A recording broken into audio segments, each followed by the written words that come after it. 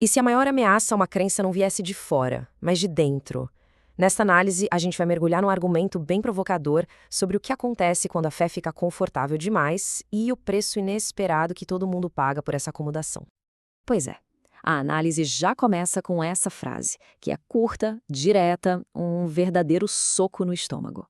A intenção aqui não é só chocar, mas confrontar a gente com uma ideia bem desconfortável, a de que a inação, a passividade de quem acredita, pode, na verdade, acabar fortalecendo justamente aquilo que se opõe à fé.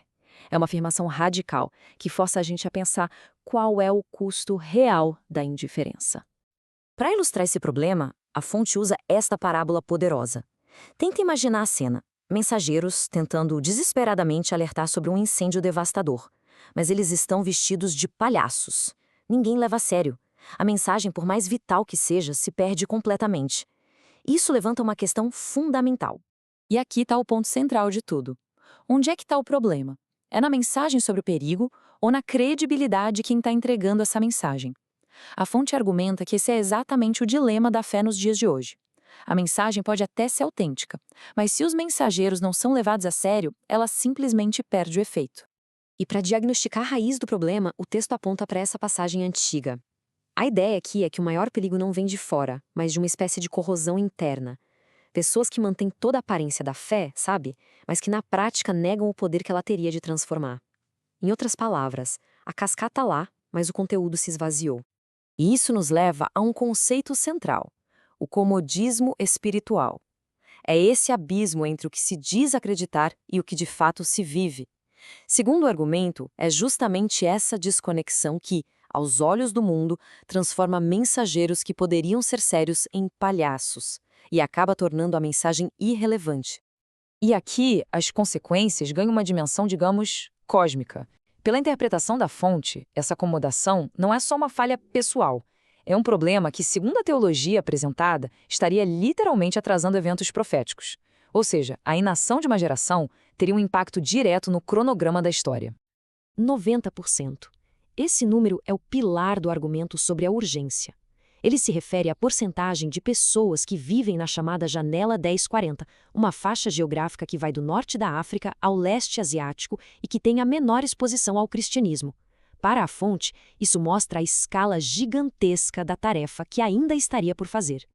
A consequência disso no mundo real talvez seja capturada nesta famosa frase atribuída a Gandhi. Ele que admirava a mensagem, mas se sentiu repelido pelos mensageiros.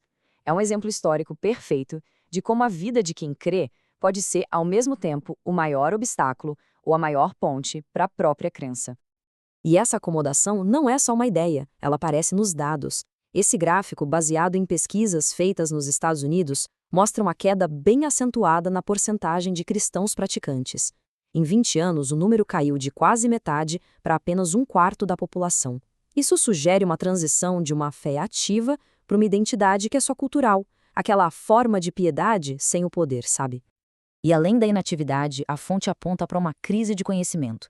As pesquisas citadas revelam um desconhecimento básico das escrituras que chegaria a ser cômico se não fosse tão preocupante. A pergunta que fica é como alguém pode ser um mensageiro eficaz de uma mensagem que mal conhece? Agora, vamos falar de como essa acomodação se reflete nas prioridades financeiras. Segundo estimativas da ONU, o custo para erradicar a pobreza extrema, a fome e a falta de saneamento no mundo seria de 723 bilhões de dólares por ano. Guarda bem esse número, porque a comparação que vem a seguir é chocante. E aqui está o contraste.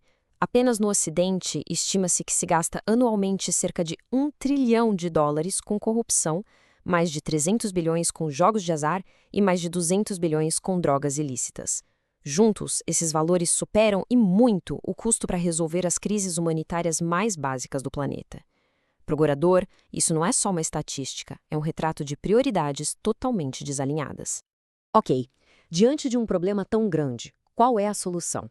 A fonte argumenta que a resposta não está em novas instituições ou em programas grandiosos. Não. A resposta estaria numa mudança fundamental que começa no nível individual, uma verdadeira revolução pessoal. Essa é talvez a analogia mais poderosa de toda a apresentação. O Mar da Galileia é cheio de vida porque ele tanto recebe quanto doa água. Ele está sempre em movimento. Já o Mar Morto, ele só recebe e por isso não tem vida. A lição é clara: fé e conhecimento para se manterem vivos precisam ser compartilhados e não só acumulados. E o modelo prático proposto é surpreendentemente simples.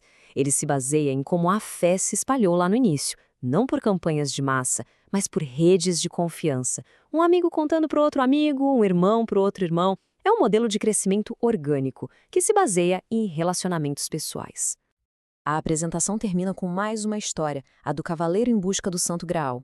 Ele viaja o mundo todo procurando um objeto sagrado, mas só o encontra quando para e serve a pessoa necessitada que está bem na sua frente, usando um recipiente simples, humilde. A santidade não estava no objeto, mas no ato de servir. E tudo isso nos deixa com uma pergunta final. O argumento nos desafia a olhar para o lado em vez de olhar para o horizonte. E se a maior missão, a aventura espiritual mais importante, não estiver em algum lugar distante, mas na pessoa bem à nossa frente, esperando por um simples ato de serviço?